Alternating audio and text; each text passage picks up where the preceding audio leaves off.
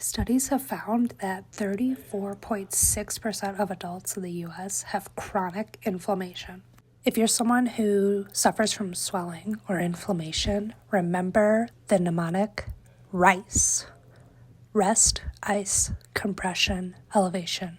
It's more than just a clever trick. It's your first step to relief.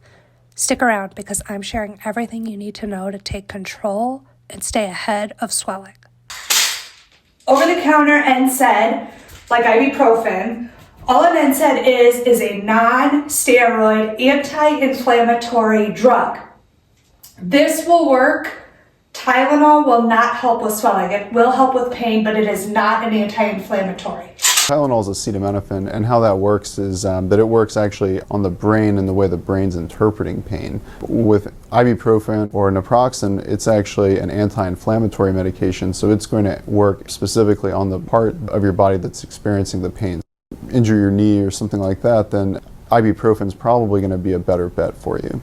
Anyone with liver problems should avoid acetaminophen, which should never be mixed with alcohol. And those with kidney and stomach problems should avoid ibuprofen.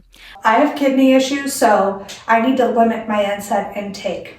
Instead, I can help my swelling with vitamin intake. So increasing potassium, magnesium, and B6 will alleviate swelling. Our diet contains a lot of sodium. Your salt intake is going to increase swelling. So a good way to prevent swelling is to decrease your salt intake. Staying well hydrated will also prevent swelling. There's a lot out there. An easy number to remember is about 2 liters of water a day. That's about 4 small bottles of water. So each bottle of water typically is about half a liter. So if you get 4 of those throughout the day, and that, if come bedtime you're trying to catch up and you chug a lot of water, you're probably just going to urinate that out. That whole thing about drinking 8 glasses of water a day, sorry to have to tell you this, but it's a myth. It might, however, make you have to pee a lot. For each pound that you weigh every single day. 8 glasses of water a day enough? I want to say no. Yeah, that seems... Depends on the day. 8 glasses of water depends on if you're drinking coffee or not. We have been told that we need to drink half our body weight in ounces. So if you're really active and you're sweating a lot, you may need a lot more. If you're sedentary and not moving around so much, you may need less. It also depends on the climate, depends on your diet. If conversely, you don't want to drink too much water, drink as much as you can in a day. Another way to prevent swelling is to exercise regularly. Try to avoid sitting or standing for long periods of time. Unfortunately, many people in their day jobs sit all day. Get up and get that water break, take a walk, get a few steps in. I always schedule walks into my day. So I walk before work, I walk at lunch, and I walk after work. That way I know even if I don't get any weightlifting in for the day, I've at least moved my body. Compression socks are a really great way to not only prevent swelling, but to treat swelling when you have it. As an amputee, I wear a compression sock at night so that the next day I can fit my prosthetic on. I was also in a fire, and so I wore compression bandages on my legs. And I actually still have a few pairs because I love compression. It feels really good on my body and it allows me to prevent swelling.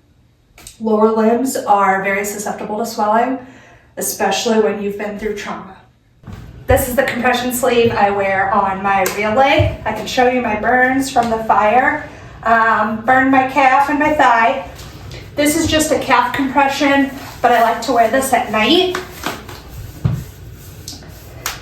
It's a really great way to alleviate swelling. You can also wear this under jeans or sweatpants or whatever pants you're wearing for the day. And if you have longer shorts, it kind of just looks like leggings. So wear them whenever you want, but I tend to wear these at night. For my amputated side, I wear one of these. You cannot wear compression while you're wearing your prosthetic. So you wear this at night. New amputees wear these a lot. I've been an amputee for almost 30 years and I still wear one. I really like to wear this on a night before I know I'm going to be doing high intensity activities like mountain biking or hiking. Those activities generally still cause me to swell up, and so this is a really good way to prevent swelling. I'll also wear it the night after I've done the activity. It's a really good way to alleviate swelling. And finally, elevation. Whatever area is an issue for you with swelling, get that area above your heart. That's going to prevent swelling, and it's also going to make swelling go down if you're already experiencing it. If you're experiencing a lot of swelling, I would definitely consult a doctor. They're going to be able to give you more specific tips related to your specific situation and kind of diagnose what exactly is causing that swelling. These are just some general tips that have helped me. I hope they help you. And if you're looking for a way to stretch and move your body, check out this hip flexor video. Sitting for long periods can cause your hip flexor muscles to relax and deactivate, which can lead to shortening and tightness. And we sit a lot.